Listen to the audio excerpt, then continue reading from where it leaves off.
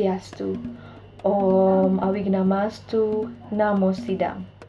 Umat Dharma, jumpa lagi dengan saya, Nimade Ayu Suniari, penyuluh agama Hindu non-PNS dari kantor Kementerian Agama Kabupaten Tabanan yang bertugas di Kecamatan Penebel. Semoga umat Dharma selalu diberikan kesehatan serta perlindungan oleh Ide Sang Yang Widiwasa, sehingga selalu dapat menyimak video informatif mengenai ajaran-ajaran agama Hindu yang akan saya sampaikan. Pada kesempatan yang berbahagia ini, saya akan menyampaikan ajaran mengenai mitologi dan makna simbol atribut dari Dewi Saraswati, umat Dharma. Dewi Saraswati di Bali dikenal sebagai Hyang Ening Penguruh atau Dewi Ning Penguruh, yaitu Dewi yang menguasai ilmu pengetahuan yang linggastananya di aksara atau huruf, yang mana aksara atau huruf mempunyai berbagai keutamaan. Di dalam kitab Weda terdapat beberapa puja dan pujian mengenai keutamaan dari Dewi Saraswati, seperti misalnya yang tersirat di dalam kitab Rigveda Mandala 1 Sukta 3 Mantra 10 yang berbunyi, Pawakena Saraswati Wajebir Waji Niwari Yajnam Wastu Dia Wasuh, yang artinya, semoga Saraswati yang mensucikan, yang amat kaya, yang memiliki sumber ilmu pengetahuan mendatangi persembahan kami. Menurut cerita umat Hindu, Saraswati adalah sakti atau istri dari Dewa Brahma. Dan dalam Salsya Parwa, Dewi Saraswati dikisahkan sebagai pemelihara dari kitab suci Weda. Dewi Saraswati juga pemberi ilmu pengetahuan, kesadaran, dan sastra. Dengan anugerahnya, umat manusia dapat menjadi makhluk yang lebih beradab dan berkebudayaan. Menurut cerita daripada Salsya Parwa, dahulu terdapat 7 resi yang ahli di dalam bidang Weda atau ahli dalam kitab suci Weda. Ketujuh resi itu yaitu Resi Gautama, Resi Bharadwaja, Resi Wiswamitra, Resi Yamadageni, Resi Wasista, Resi Kasyapa, dan Resi Atri. Dikisahkan pada saat itu keadaan di alam Sungai Saraswati sangatlah gersang, sehingga sulit untuk mendapatkan bahan makanan. Dengan keadaan seperti itu, akhirnya para resi atau ketujuh resi tersebut memutuskan untuk mencari tempat lain yang bisa ditempati atau bisa dihuni untuk melangsungkan kehidupannya. Sedangkan Saraswata, putra dari Dewi Saraswati, lebih memilih untuk tetap tinggal di lembah Sungai Saraswati. Karena berkat dari keteguhan dan kesabaran dari Saraswata untuk tetap memilih tinggal di lembah Sungai Saraswati, dan Saraswata pun mendapatkan perlindungan dari ibunya langsung, yaitu Dewi Saraswati.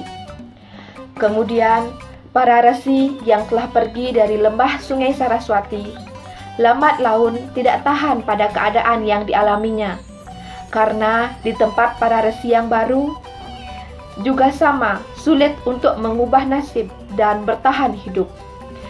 Sehingga para resi tersebut juga telah lupa akan isi Weda atau kitab suci Weda. Padahal secara hukum kodratnya, para resi tersebut berkewajiban untuk memahami isi Weda, adalah suatu kewajibannya atau suatu tanggung jawabnya yang harus dan secara mutlak sebagai jati diri atau identitasnya dari para maharesi tersebut. Sebagai seorang resi, jika seorang resi sampai lupa dengan isi Weda, maka gelar dari resinya akan tidak bermakna atau tanpa makna. Dengan keadaan yang seperti itu menyebabkan sabda resi tersebut kembali ke lembah Sungai Saraswati, dan sesampainya di lembah Sungai Saraswati, para resi tersebut memohon kesediaan dari Dewi Saraswati untuk membangkitkan kesadarannya untuk mendalami dan memahami isi dari kitab suci Weda yang merupakan tugas pokok dari para maharesi tersebut. Kemudian Dewi Saraswati memberikan anugerahnya apabila para resi tersebut bersedia menjadi siswanya. Dan kemudian para resi tersebut kembali bertanya kepada Dewi Saraswati, apakah patut yang lebih tua berguru pada yang lebih muda? Dikarenakan Dewi Saraswati masihlah sangat muda. Terhadap pertanyaan itu, Dewi Saraswati kemudian menjelaskan, seorang guru kerohanian tidaklah tergantung pada umurnya, pada kekayaannya, pada kebangsawanannya, melainkan seorang guru kerohanian patut dilihat dari kemampuannya untuk menguasai dan menyampaikan isi dari Weda atau isi dari kitab suci Weda. Kedewasaan spiritual Weda lah yang patut menjadi patokan yang utama, karena penjelasan itulah yang menyebabkan semua resi itu tetap berguru kepada Dewi Saraswati. Kemudian setelah kejadian itu, datanglah siswa lagi 60.000 orang untuk menghadap kepada Dewi Saraswati agar bisa diterima sebagai muridnya, disebabkan para murid tersebut ingin mendalami tentang ajaran-ajaran Weda lebih mendalam dan lebih jelas lagi. Lewat para resi dan siswanya tersebut, Dewi Saraswati kemudian menghidupkan dan menyebarkan isi dari Weda atau isi dari kitab suci Weda ke seluruh pelosok dunia.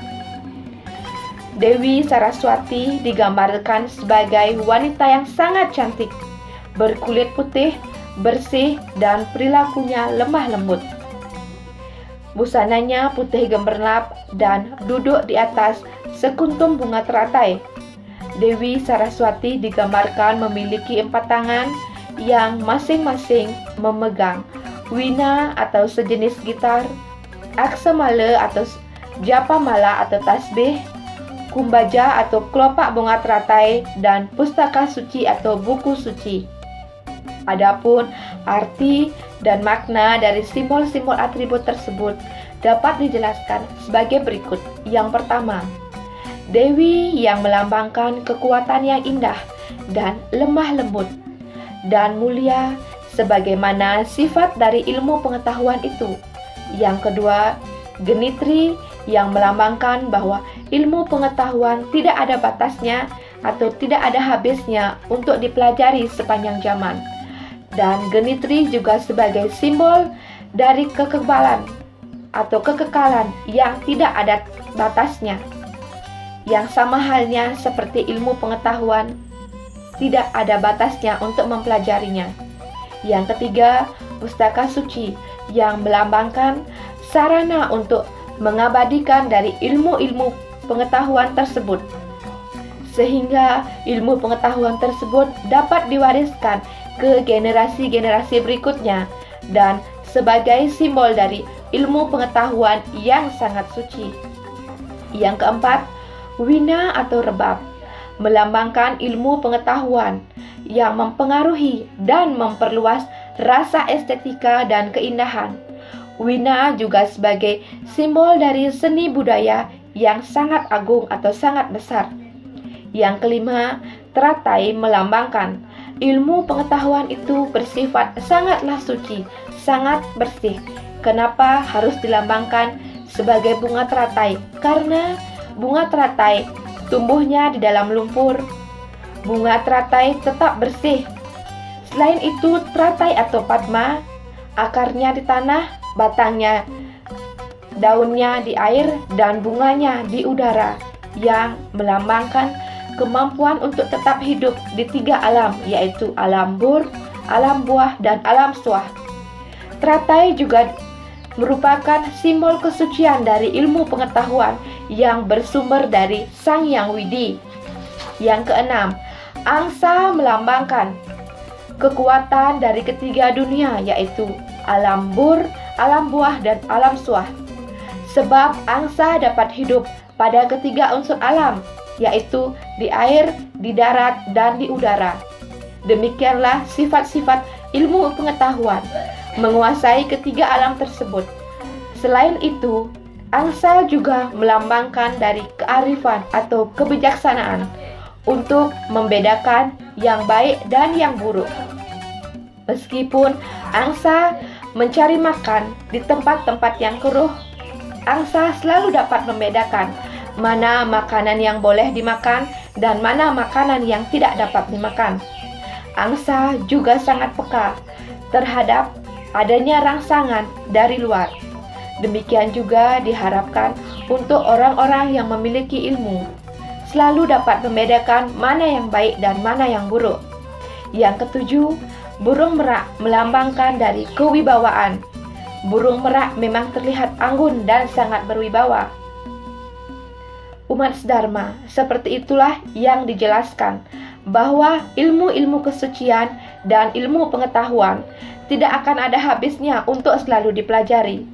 Meskipun manusia mampu mengumpulkan berbagai ilmu pengetahuan sebanyak-banyaknya sepanjang hidupnya atau sepanjang zamannya, namun itu hanya sekelumit dari yang ada. Jika kemampuan manusia hanya terbatas oleh karena itu, janganlah manusia menyia-nyiakan kehidupannya sebagai umat manusia. Sebagai umat manusia, mari kumpulkanlah sebanyak-banyaknya ilmu pengetahuan yang menjadi minatnya atau menjadi keinginannya, tidak hanya ketika manusia masih dalam masa brahmacarya atau masa brahmacari atau masa untuk menuntut ilmu, tetapi ilmu itu dapat dipelajari seterusnya hingga akhir hayat. Karena ilmu pengetahuan itu dapat dipelajari sepanjang zaman atau sepanjang masa.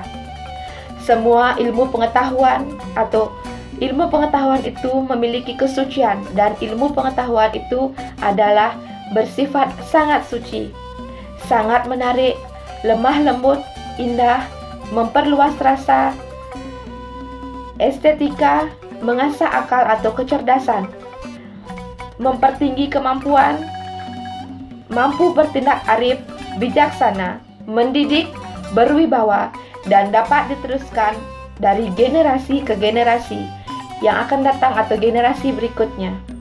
Ilmu pengetahuan itu tidak akan ada habisnya sepanjang zaman. Dengan demikian, diharapkan umat manusia akan makin mampu mewujudkan kehidupan yang jagadita. Umat Dharma, demikianlah penjelasan yang dapat saya sampaikan pada kesempatan yang berbahagia ini. Semoga yang saya sampaikan dapat bermanfaat dan dapat diterapkan dalam kehidupan sehari-hari. Kulungkung Semarepura Kirang Langkung Titiang Nunas Ampura. Akhir kata saya tutup dengan Paramesanti. Om Santi Santi Santi Om.